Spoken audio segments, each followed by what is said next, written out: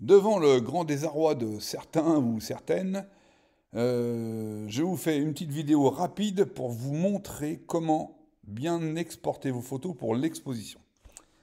Alors, dans un premier temps, vous allez ouvrir votre dossier images. Donc, on est dans le bureau, vous avez un dossier images dans lequel vous êtes censé avoir créé déjà un dossier photo. Je mets toujours un petit tiret devant parce que ça me permet dans le classement des photos de l'affichage des dossiers, de l'afficher tout de suite en premier. Et là, vous devez retrouver vos dossiers année par année, comme je vous ai appris à créer vos dossiers pour classer vos photos. Dans ce dossier, donc photo, vous allez créer un dossier développement, que je mets là aussi avec un petit tiret, de façon à le retrouver toujours en haut de la liste. Une fois que vous avez créé ce dossier développement, vous allez recréer un sous-dossier. Alors, en présentation, je ne sais pas, je vais vous le mettre comme ça, peut-être que vous comprendrez peut-être un peu mieux, non, pas en liste. Non, par colonne, c'est bien. Donc, un sous-dossier que vous allez appeler PF, ou si vous êtes moins feignant que moi, écrire plein format. C'est un dossier dans lequel vous allez ranger vos photos plein format, c'est-à-dire qu'elles ne seront pas retaillées dans les pixels. Et à l'intérieur de ça, soit vous ne faites rien, soit vous recréez encore un sous-dossier qui peut être Expo format 3045.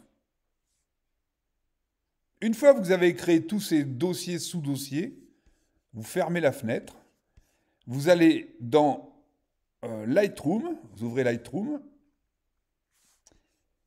et dans Lightroom, vous sélectionnez une photo que vous voulez exporter. Je rappelle que cette photo, elle est dans Lightroom. Les modifications que vous avez faites n'ont pas affecté la photo d'origine, mais que maintenant vous voulez créer ce dossier travaillé tel que vous l'avez fait avec Lightroom et que vous voulez en créer quelque chose de physique pour l'imprimer quelque part, eh bien aujourd'hui donc imprimé en plein format pour l'exposition. Bouton de droite, vous allez exporter, et re-exporter ici. Voilà, rien d'autre. Donc vous vérifiez bien que c'est bien exporté vers le clic du disque dur. Vous choisissez ensuite emplacement d'exportation. Et là, vous choisissez dossier spécifique. Et pas dossier image, ça. Dossier spécifique. Ici, vous allez donc chercher votre dossier photo dans Images. Après, on va retrouver, je vais le remettre autrement pour que vous compreniez peut-être mieux, version PC, je ne sais pas. Donc, je vais bien dans Images, je choisis mon dossier photo, je choisis mon dossier que j'ai créé développement, et je choisis mon dossier PF et Expo 3045. Je sélectionne, voilà. Et donc ici, vous devriez avoir le chemin qui amène vers Expo 30 x 45. Vous ne cliquez pas placer dans un sous-dossier, vous ne cliquez pas ajouter à ce catalogue. Et ici, vous cliquez demander conseil. Ça vous évitera de faire des erreurs lorsque vous exportez. Au moins, ça vous affichera une petite demande. Ça vous permettra d'avoir une deuxième réflexion pour voir si vous ne faites pas une bêtise. Dénomination de fichier. Je vous invite donc à renommer le fichier. Sinon, forcément, vous pouvez avoir un fichier qui s'anomme, je ne sais pas, Nikon ou Canon ou tout ce que vous voulez avec des numéros. C'est pas très explicite, donc c'est bien de renommer en. Et là, vous choisissez non personnalisé tout simplement. Ensuite, ici, vous rentrez le nom que vous voulez donner à la photo. Donc là, par exemple, j'ai une photo qui est celle-là. Je vais l'appeler simplement piéton pour que vous compreniez un peu l'exemple. Piéton et fleur, je sais pas, imaginons. Voilà. Et ensuite, on laisse l'extension en minuscule. Et vous voyez qu'ici, dans l'exemple, ça a bien repris que mon fichier va s'appeler piéton et fleurs.jpeg. Donc à vous de donner le nom que vous voulez. Vidéo, puisque c'est une photo, on ne coche rien. Paramètres de fichier, vous laissez bien JPEG, ici SRVB. Qualité, vous mettez ça à 80, soit vous le faites au curseur, soit vous rentrez ici bêtement 80. Et vous cochez pas limite à la taille de fichier. Ensuite, il y a redimensionner la photo. Je vous invite donc pour du plein format, c'est-à-dire laisser la photo telle qu'elle est à l'origine, de décocher redimensionner et de simplement entrer ici 300 pixels par pouce. Netteté de sortie, on n'y touche pas. Métadonnées. Inclure ou pas inclure, c'est vous que ça regarde. Vous laissez toutes les métadonnées si vous voulez, le copyright uniquement si vous voulez, à condition d'avoir écrit quelque part un copyright dans les préférences de réglage de la photo. Tout ce que vous choisissez ici, ce sont les informations que vous avez rentrées dans la bibliothèque. Quand vous avez classé vos photos avec Lightroom, dans la bibliothèque, il y a les mots-clés et tout ça, et on peut y rentrer un copyright. Ce sont des données qui ne seront pas visibles à l'œil nu, elles seront visibles seulement si on ouvre ça avec un logiciel, et on apercevra que votre copyright, si vous avez bien rempli, que c'est le vôtre. Voilà, c'est tout. Ça n'a pas de grande importance pour faire imprimer une photo. À l'impression de la photo, on ne verra rien. Ensuite, vous cliquez, si vous voulez mettre une signature, filigrane. Si vous ne voulez pas de signature sur votre photo, vous ne cliquez pas filigrane, simplement. Encore une fois, mettre une signature n'est pas une obligation et certaines expositions vous demandent de ne rien mettre du tout. Donc, à vous de faire votre choix. Donc, pour l'exemple filigrane, eh bien, il vous suffit de choisir filigrane de copyright simple, mais là, on ne sait pas trop ce que ça donne, et modifier les filigranes. Et là, je ne sais pas pourquoi ça tourne, d'habitude, voilà, ça s'ouvre. Ça va ouvrir votre photo, et là, ici, vous pouvez personnaliser, donc c'est ce que vous allez faire, en texte ou en graphique. Bon, mettez en texte, puisque le but c'est de mettre votre nom ou votre pseudo ou ce que vous voulez. Ne mettez pas d'image, on va faire ça simple. Choisissez seulement option de texte, choisissez la police de caractère qui vous va bien. Voilà, donc là pour l'instant il y en a une. Ici, dans la case là, vous pouvez mettre donc copyright et mettre mon nom à moi, voilà. Et ouais, on voit qu'il y a mon nom à moi. Si je change la police de caractère, là, j'en prends une totalement différente, vous voyez que ça modifie tout de suite sur la photo le type de filigrane, de texte, pardon, qu'on va avoir. Donc choisissez la police de caractère que vous avez choisie. Je vais en choisir une au pifomètre. Allez, non, ça va être un peu gros, mais pour l'exemple, ça va être très bien. Vous voyez ici qu'on peut, si on clique sur le carré, on peut la grossir ou la rapetisser automatiquement, ce qui revient au même que de choisir... alors je vais la laisser en gras pour l'exemple, mais mettez pas les signatures grasses, ça ne fait pas très joli. Ça vous permet de choisir la taille de l'image en étant proportionnel. Hein, vous voyez que là, taille, on est à 6, ça revient au même de le faire à la main ou d'aller sur effet filigrane et de taille proportionnelle pour pas que ça bouge la forme des lettres et que ça fasse comme ça. Si on clique sur ajuster, vous voyez, ça l'ajuste à la photo.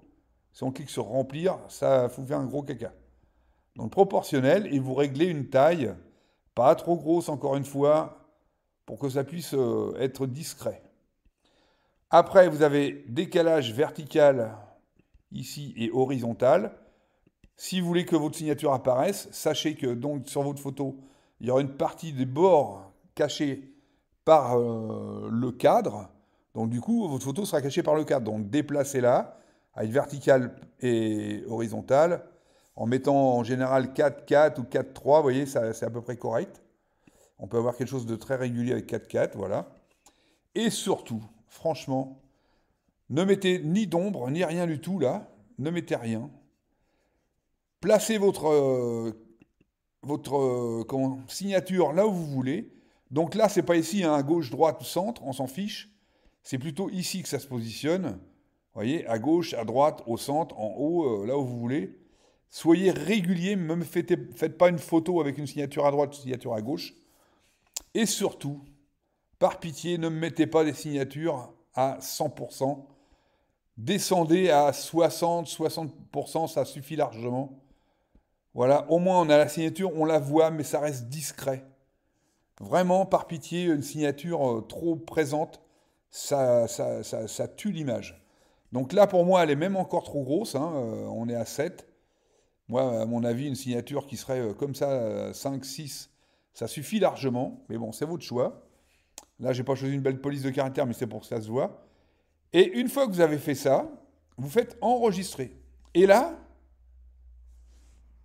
euh, on nomme la signature. Par exemple, mon nom à moi. Voilà. Je mets le même nom que ma signature. Et je fais créer. OK? Donc là, on peut voir qu'après, dans les choix, on peut avoir déjà les différents types de signatures qu'on veut choisir quand on coche filigrane. On n'aura pas à le refaire.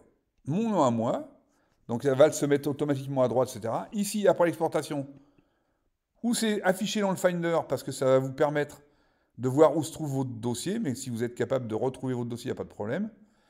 Ouvrir dans une autre application, comme vous voulez, mais bon, ça a de l'intérêt, pas d'intérêt. Moi, je préfère ne rien faire. Une fois que vous êtes là, soit vous faites exporter, ça va vous exporter votre photo, mais à chaque ouverture, vous risquez d'être obligé de recommencer tous ces réglages, ou vous faites ajouter,